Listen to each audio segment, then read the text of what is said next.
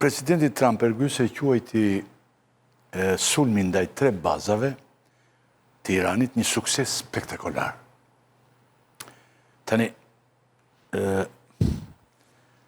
çfarë lloj sulmi është ky dhe është e vërtet kaq i suksesshëm sa që pretendon Washingtoni? Pikë së parë më duket se është tipike e Trumpit që e përshëndet veprimin e tij. Përshëndet veprimin e tij, pra mënyra se si e shpreh është mënyra tipike e shprehjes Trumpit, që sukses spektakolar. Pikë së dyti, ai e justifikon veprimin e tij nëpërmjet qëndrimit që ka, nëpërmjet retorikës që përdor. Pikë së treti, kam përshtypjen që Trumpi më tepër ka një problem, mund të ketë një problem në marrëdhëniet që ka me Izraelin, me qeverinë e Izraelit, me Netanyahun, edhe me përkrahjen shumë të fortë të lobeve izraelite brenda për brenda grupit vet dhe brenda për brenda departamentit të shtetit apo strukturave shtetërore në Shtetet Bashkuara të Amerikës. Po thoya që pika e tretë që mendoj që Trumpi ka bërë këtë lloj deklarate, pra në këtë mënyrë, ndoshta është për të eliminuar spekullimet që ka një mosdakordsi midis Trumpit dhe linjës së tij dhe Netanyahu dhe linjës së tij. Spekullimet kanë qenë prezente këto ditë të fundit në disa qarqe analistësh, perëndimor sigurisht, nëpërmjet cilave thuhet që nuk ka qenë dakord Netanyahu me mënyrën se si Trumpi është qasur vendeve arabe, fuqizimit që i ka dhënë atyre, përforcimit situatës, sidomos edhe me Turqinë që i dha dorë të lirë me Sirinë. Dhe me një mënyrë është spekuluar që ka pas një mosdakordsi dhe ka pas një lloj veprimi të Netanyahut krejtësisht pa u konsultuar me Trumpin edhe me iniciativën e vetë. Gjë që nuk rezon në vërtet. Besoj që Trumpi, pavarësisht presionit të lobeve dhe të prezencës të mbështetësve të Izraelit në infrastrukturën shtetërore të Shtetet Bashkuara të Amerikës, është i fuqishëm pozicionin e tij dhe ka bërë atë deklaratën e qartë për të treguar që pozicioni i tij është i qartë në mbështetje të Izraelit, është i qartë në qëndres kundër regjimit të Iranit, me cilin ka thënë që unë ju godas në mënyrë të suksesshme dhe jam gati t'ju godas përsëri në qoftë se ju nuk uleni, negocioni, qoftë edhe ndryshimin e regjimit. Besoj që këto mund të kenë qenë arsyet që Trumpi ka folur me atë lloj entuziazmi që ka folur. Kjo legjenda e Iranit që po ndërton armë bërthamore nuk është e re, është goxha e vjetër.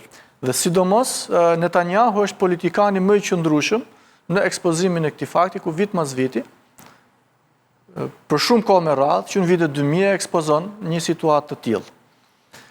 Nga ana tjetër, edhe vendet të tjera, edhe pse jo në mënyrë zyrtare, e kanë ekspozuar, le të them, iniciativën e Iranit për të prodhuar bombë bërthamore. Mund t'ju them, për shembull, nga përvoja ime me Turqinë, që i ndjeri kryeministri Erbakan i Turqisë, kohë përpara se të vi Erdoganin pushtet, kur ai ka qenë diku në 98, mos gaboj. Po flet për kryeministrin e Turqisë. Cilin? Të 98-s Erbakanin, Necmettin Erbakan, po. I cili partisi. Po luftë brenda llojit është lufta brenda llojit shumë e madhe. Ideja është që ai ka pas një marrëdhënie më miqësore me Iranin, madje kanë pas një iniciativë të mos gaboj D8 e quhenin, ku ka qenë dhe Irani antar, dhe e ka këshilluar që çfarë po duhet atë Ajatullahun. Çfarë po duhet ty bomba bërthamore, merru me projekte të tjera që zhvillojnë popullin, zhvillojnë industrinë, zhvillojnë ekonominë tate, lej mos i hyj ti mohabeti. Pra është një realitet i tillë, edhe zyrtarisht i përmendur, edhe mediatikisht i përmendur, por edhe në qarqe të figurave të rëndësishme, siç përmenda Erbakanin, po edhe të tjerë, që e din këtë, që është një fakt, që Irani përkundrejt deklaratave të tij, nuk është se po pasuron uran thjesht për të bërë centrale bërthamore për energji elektrike. Po pasuron uranin që të ketë një sasi të mjaftueshme për ta bërë qoftë edhe ta ketë të gjallë kërcënimin për bombën bërthamore. Dhe në momentin që ju po flisni, mund të ketë edhe çështje teknike midis Agjencisë Informacionit dhe Presidentit. Agjencia e Informacionit thotë që ato teknikisht nuk e kanë gati 90% dhe nuk po e montojnë në koka bërthamore, dhe ky është informacioni vërtet, besoj unë, pra po me analizë. Nga ana tjetër presidenti thotë që ato janë në rrugën e pasurimit, janë në rrugën e formimit një bombe bërthamore, aq më tepër që është nxjerrë situata. Pastaj Irani ka atë retorikën e tij që thotë, edhe në momentin që u bombardua, thotë që ju bombarduat, po ne kemi qenë në Mars që i kemi heq. Po, në fakt nga aty sepse ka patur raportime jo vetëm që në Mars, po edhe tani një 30 mjetet të renda që ishin tek këto njëra për këtyre qendrave që duket sikur po largonin një material. Ndoshta ata jo vetëm urani është ai. Se realisht ose ato që kanë vëzhgu në emën të Kombeve të Bashkuara. Na dim se ata seriozisht kanë pas informacione të saktura, se kanë qenë në gjitha bazat e pikave bërthamore. Ndoshta janë të njëjtët që kanë informuar për Irakun, Bazan. Sepse në Irak nuk kishte, ja një sekond, nuk kishte bombë bërthamore. Iraku... Armë të zhdukjes mas kanë thënë ato, jo bombë bërthamore. Armë kimike dhe zhdukjes. Po s'kishte pra. Nuk kishte? Po s'kishte. Armë kimike, okej. Trigje mund të kjo bërthamore. Irani ka shumë vite që merret me pasurimin e uraniumit, e ka perspektivë, unë që u bën vite, që kjo është histori shumë e vjetër, gjithnjë është konflikti midis gjithë botës perëndimore dhe vendeve tjera, dhe vendeve jo vetëm botës perëndimore dhe Iranit, pikërisht për temën e bombës bërthamore, prodhimit të bombës bërthamore nga Irani. Gjithë Evropa, gjithë Shqipëria, gjithnjë kanë kërkuar këtë gjë. Tani, këtu informacionet kanë qenë kontradiktore, që është e vërtetë.